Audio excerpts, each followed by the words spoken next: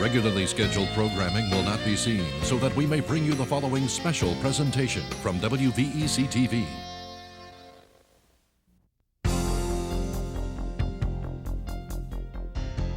Since time began, humans have been fascinated with flight. But only in this last century did imagination, trial, error, and hard work lift man off the ground, jet him into the skies, then rocket him into space. Nowhere on Earth has that combination of vision and science produced more results than here in Hampton Roads and the Outer Banks of North Carolina. Man Will Never Fly, brought to you by Langley Federal Credit Union, proud to serve NASA Langley and Langley Air Force Base personnel, and by Green Gifford Saab, introducing the new 1994 Saab 900. Man will never fly. Millions of people held tight to that belief for much of this millennium. But all it took was a couple of doubters of the conventional wisdom to change the course of history. One of those men, Samuel P. Langley. At the turn of the century, Langley was the secretary of the Smithsonian Institution, a distinguished scientist who launched large steam-powered models on many successful flights. He designed this man-carrying aerodrome, which is now on exhibit at the Virginia Air and Space Center in Hampton. Other unmanned Langley aerodromes flew well. This one didn't. It crashed twice, taking with it Langley's reputation. 9 days after that second crash, two brothers from Ohio accomplished what Langley had spent his lifetime trying to achieve. They made the world's first manned and powered flight on December 17th, 90 years ago, near Kitty Hawk, North Carolina. Kathy Barnstorff has more. The Outer Banks of North Carolina. Now it's a vacation mecca of dunes and beach, tourist cottages, fast food restaurants. But at the turn of the century, it was almost desolate, miles from civilization. The only way you got to the Outer Banks was by sailboat. And once you got here, there was very few people around. It was a perfect place to observe birds in flight, a perfect place for the Wright brothers to test their own wings. It was no accident that Orville and Wilbur Wright came to Kitty Hawk on that windy December day 90 years ago. It was a combination of the right weather conditions and warm southern hospitality. Postman of Kitty Hawk, his name was William Tate, invited the Wright brothers to come on down here. They actually stayed at the Tate's home in the village of Kitty Hawk. The bicycle builders from Dayton, Ohio would come to Kitty Hawk and Kill Devil Hills every fall thereafter, building makeshift living quarters on the sands, so they never had to stray far from their dream. Everything was pre-manufactured in Ohio, where they had all the facilities to do that. The only thing they did here was assemble the airplane. And pray for wind. The original calculations called for at least a 15-mile-per-hour wind blowing across the wings in order for the machine to take off, but it did stay on level ground like airplanes do today. And on the 17th of December 1903, there was 30-mile-per-hour wind blowing. As a result of a coin toss, Orville flew first that day. A few years later, motion pictures would record their feats, but not on that momentous Thursday. They went on to make 3 more flights that day. The last flight was 852 feet in 59 seconds. Monuments now mark those distances for all to see. But in 1903, their telegram home to Dayton didn't even reach the public. Their sister Catherine ran down to the local newspaper, and the editor was sitting behind the desk. And the editor read 59 seconds. He said, well, balloon step that long. If it had been 59 minutes, it might be newsworthy. Only thing in the next day's newspaper was that the Wright brothers will be home for Christmas. Thousands of Americans honor the Wright brothers' achievements by visiting this memorial in Kill Devil Hills. But in the years immediately following their history-making flight, this country reacted much like that Ohio newspaper editor. Somehow America had a mental block about the potential of an airplane. In the words of the government, they wouldn't even send the one to Ohio to watch the Wright brothers fly. In the words of the government, they told the Wright brothers that we feel that you have nothing of practical use. So they were forced to go to Europe. And the Europeans saw the potential of an airplane. With rare exceptions, that is how it would remain for more than a decade. One of those exceptions, the world's first takeoff from onboard ship. It happened in the Hampton Roads harbor in 1910. Eugene Ely flew off the cruiser Birmingham, the beginning of naval aviation. It all started with the Curtis Aeronautical Flying School in downtown Newport News. Started on the same site as the old ferry terminal about 1915. And they started training some of the Navy's first flyers right there, and they eventually migrated over to NAS Norfolk, what is now NAS Norfolk. Used to be called NAS Hampton Roads. Then along came World War I. The United States supplied troops to battle the Germans. More than 1 million soldiers left from Newport News. But if you wanted to fly, you had to go over there.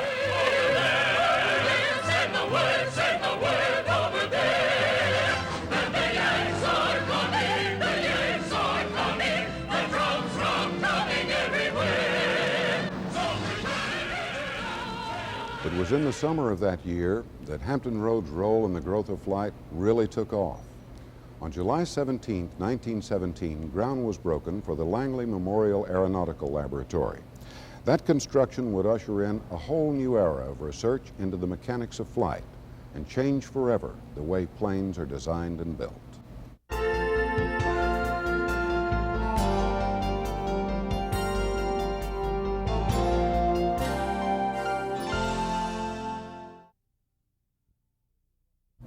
America may have been a little reluctant at first to give up the notion that man will never fly, but by the time World War II bombers like this one came along, the country had fully embraced the airplane. In Hampton, as Kathy Barnstorff reports, researchers studied every aspect of flight. What World War I did was take aviation out of the hands of the tinkerers and the sportsmen and really created an industry for the first time. A vital cog in that industry, 1,650 acres of Hampton waterfront, today the home of the NASA Langley Research Center and Langley Air Force Base. In 1917, it was the Langley Memorial Aeronautical Laboratory, operated by the National Advisory Committee on Aeronautics. A mouthful for a small group of engineers who were charged with finding practical solutions to the problems of flight. One of their best tools, wind tunnels, where scientists use airflow to test models. 3 of Langley's tunnels are on the National Historic Landmark list, including this one, the world's first variable density tunnel. It's a boiler built at Newport News Shipbuilding, which can be pressurized so that engineers could more realistically predict how actual aircraft would perform in flight. What Hampton researchers learned in those tunnels would change the entire industry. Langley provided the airfoils for the whole world. They just did not know that there were lots of things that couldn't be done, so they went ahead and did them anyway. An offshoot of Langley's specialty, making models fly on the ground, has now developed into a booming business, flight simulators, for fun at amusement parks and for work. Steve Evans makes his living putting other pilots through their paces at 8 simulators owned by U.S. Air in Pittsburgh. The 757 cockpit he usually occupies has computers that can control the jet. But Evans still easily explains just how planes fly. The wing has a longer path across the top than it does across the bottom, right? So the air is accelerated over the top, and that causes a low pressure area over the top of the wing. Because it's faster velocity, it's lower pressure. And that essentially pulls the wing up into the low pressure area above the wing. While Hampton researchers were refining that airflow data, other Hampton Roads installations were doing their part for aviation. The Norfolk Naval Shipyard came up with this country's first aircraft carrier. Yes, the USS Langley was built basically from the Collier Jupiter. Didn't look exactly like a carrier today. No, it didn't. Basically a flat top, no tower, so to speak. The tower was below the deck, so it was tough to try and navigate at that time. Hampton Roads had plenty of successes, but there were failures too. Terrible, this is one of the worst catastrophes in the world. Until the crash of the Zeppelin Hindenburg in New Jersey in 1937, Norfolk had been the site of one of this country's worst airship disasters. The U.S. Army Roma, the first large airship flown by any military branch and stationed at Langley Field, struck high voltage lines and blew up. 34 of 45 crewmen died.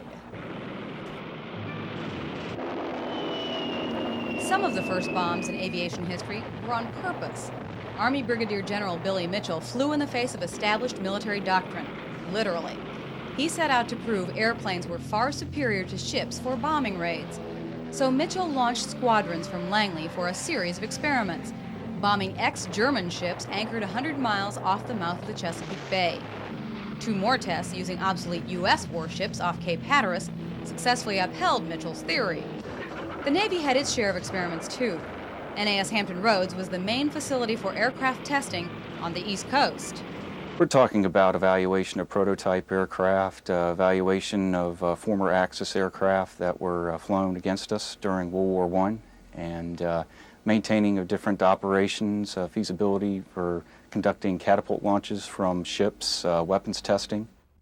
While the military was making noise, scientists at Langley were quietly going about the business of totally redesigning planes and their engines.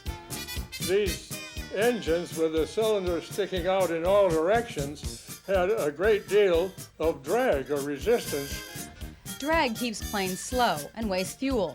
So Fred Wright came up with what now seems like such a simple solution: enclose the cylinders. So-called radial cowling won Langley its first prestigious National Collier Award. This showed to the American aircraft industry that a place like Langley really knew its airplanes. A lot of Langley employees left the federal government to find jobs in industry, taking with them the lessons they'd learned about research and development. The Douglas DC-3, which carried 21 people, was an example of the design revolution of the 30s. Notice the radial cowling. The technical staff was really the secret weapon we had at Langley. We were completely self-sufficient. We could design the wind tunnel at Langley. If need be, we could build the components that were difficult to manufacture. The work was all done within house. And they had test pilots who could fly almost anything the engineers could design. Shortly after the Army's Langley Field became the first headquarters of tactical aviation for the soon-to-be-created Air Force, Jack Reeder came to the Langley lab. I think he's probably the greatest engineering pilot that ever lived in the history of mankind. He was just the kind of guy that could fly anything, but he could tell you not only that he could fly it, but how it could be improved so that everybody could fly it. Reeder started at Langley in 1938 and flew more than 200 types of planes in his career. Inducted into the Aviation Hall of Fame along with Charles Lindbergh, Reeder is best known for his work in the P-51 Mustang. Thousands of those fighters dominated the skies of Europe in World War II. America, by World War II, they pretty well learned the potential in airplanes, especially after the bombing of Pearl Harbor, and they realized that all the battleships and all the tanks were nothing compared to the power of the airplane. There were more lessons the world would learn about the power of the plane. We were about to enter the jet age and beyond. Hampton Roads participated every step of the way.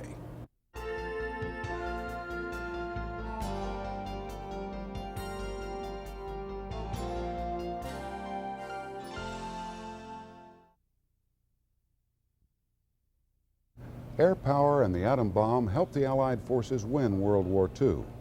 Demands for better and faster military aircraft drove the nation's need for new technology. The war years would oversee the development of the jet engine, but as Kathy Barnstorff reports, that was just the beginning of a whole new way to fly, thanks in great measure to Hampton Roads. When the soldiers and sailors came home from the Second World War, they faced a new world. This country had gone through tremendous changes. And the boys are home again, all over the world. Air bases were closed and surplus aircraft destroyed. But then developments over the next few years would make them obsolete anyway. The first big challenge, the assault on the sound barrier. Many pilots had tried and failed, until a Langley researcher in Hampton discovered the angle of the wing makes a critical difference in transonic flight. He came up with the slender swept wing design that's now used on all high-speed planes, excluding the X-1. Air Force Major Chuck Yeager was the first pilot to fly faster than the speed of sound in that rocket-powered aircraft. Langley ground crews were there to confirm it happened. The X-1 forever ended the idea that there was a wall, a sound barrier, beyond which further flight was impossible. In terms of technology, because the X-1 was a heavily instrumented aircraft, The NACA and the aircraft industry learned a good deal about transonic and supersonic aerodynamics. Some of that research helped Hampton engineer Dick Whitcomb formulate the transonic area rule. To fly as fast as possible, you must narrow the fuselage to compensate for the additional drag caused by increased wing area. I was sitting there one day with my feet up on my desk, and it all just came together just like a light bulb lighting over your head, as you see in the comics. But there was nothing funny about Whitcomb's discovery. It was pure genius that would win Langley another coveted Collier Award. Langley began and led the next big step, hypersonic travel with the X-15. What the X-15 tried to do was bridge the gap between a very high-speed flight in the atmosphere and flight out of the atmosphere. But soon, just the race for space would dominate, the U.S. versus the Soviet Union. NACA, the National Advisory Committee on Aeronautics, would become NASA, the National Aeronautics and Space Administration. The place to form the country's first space task group, the world's first civilian aeronautics lab, now called the Langley Research Center. The first astronauts, the Mercury 7, trained in Hampton, ready to fulfill a newly elected president's vision. This nation should commit itself to achieving the goal before this decade is out of landing a man on the moon and returning him safely to the Earth. Only 2 of Mercury's 7 made their flights, Alan Shepard in 1961 and John Glenn in 1962, before politics, Texas style, sent the Space Task Group to Houston. But Langley remained committed to space. Gemini astronauts flew in Hampton's Rendezvous docking simulator. Before landing on the moon, Apollo astronauts learned how in Langley's Lunar Excursion Module. And it was a Langley project which mapped the moon so Apollo 11 would know where to land July 20th, 1969. It's one small step for man, one giant leap for mankind. The astronaut program got its first pilots from the military, but there were still plenty left in Hampton Roads willing to test new aircraft. The F-14, as a matter of fact, was carrier evaluated off the coast right here. That was a big thing. Plus, the world's first modern aircraft carriers were built at Newport News Shipbuilding, including the nuclear-powered Enterprise. In the years following Apollo, NASA Langley concentrated more on short-term specific goals, like Project Viking. Viking photos proved there was no life on Mars. About that same time, Langley's work would inspire a human explorer, Norfolk native Jeff Weisoff. When I was in high school, I went out to NASA Langley and did a careers exploration program there where I worked for a summer. And although I didn't get a chance to work on spacecraft there, I did work on helicopters there. Because of his interest in space, Weisoff became an astronaut. He flew for the first time on the Space Shuttle Endeavour this past summer. Astronauts aren't the only people who benefit from NASA Langley's continuing quest for answers. So does the traveling public. The space agency works with the commercial airlines to increase passenger safety. This is a U.S. Air maintenance hangar in Pittsburgh. Here the airline refurbishes its fleet, adding new technology as needed. One addition, a wind shear detector that can spot powerful microbursts of air.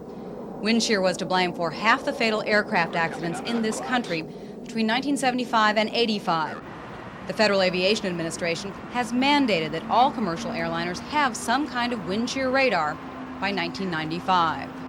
With the help of a flying laboratory, NASA Langley has developed a better wind shear detector that can identify a vicious downdraft in enough time that a pilot can fly around it or accelerate through it. We think an ounce of prevention is worth a pound of cure. One other NASA Langley ounce of prevention, its support of community programs for kids. Langley engineers and others helped Hampton students achieve another aeronautical first for Hampton Roads. Teens from the city's 4 high schools are now in the record books for building the world's biggest paper airplane. That paper airplane hangs right here in the Virginia Air and Space Center. It's somehow fitting, isn't it, that the pilots of tomorrow should go back to the roots of aviation to achieve yet another milestone here in Hampton Roads. When I was a small child on a farm down in Arkansas, when an occasional plane came over, I would run outside and watch it as long as I could see it. That was at the beginning of World War II, and man had been in the air for only 30-some-odd years, but I couldn't wait. Passengers were being flown from coast to coast, albeit with several stops along the way. The sound barrier was yet to be broken. Indeed, there were those who said it couldn't be done. A few years later, when I got my first ride in an ancient crop duster, the sound barrier was history, and people were talking about rockets to the moon. Of course, there were those who said it couldn't be done. I was in my late 20s when I finally got a pilot's license. The day I soloed, I made the best landing I ever made and 4 of the worst on the same day. The latter 4 were intended to be one landing. Pilots will understand. Astronauts were flying in space regularly by then, and the moon was less than a decade away. I had the singular privilege to be ABC's man at Mission Control in Houston the day Neil Armstrong made that one small step off the lunar lander and onto the surface of the moon. On the monitors in Houston, it looked like a bad science fiction movie. Having seen all that happen in the course of going from a brown-haired, usually barefooted boy to a gray-haired curmudgeon, I wouldn't be surprised at all to see a person from this planet set foot on Mars before I say hello to the hereafter. As for the stars, well, maybe not right away. But it's not really a question of whether it will happen, but when it will happen. I'm Jim Kincaid. Good night. Man Will Never Fly has been brought to you by Green Gifford Saab, introducing the new 1994 Saab 900, and by Langley Federal Credit Union, proud to serve NASA Langley and Langley Air Force Base personnel.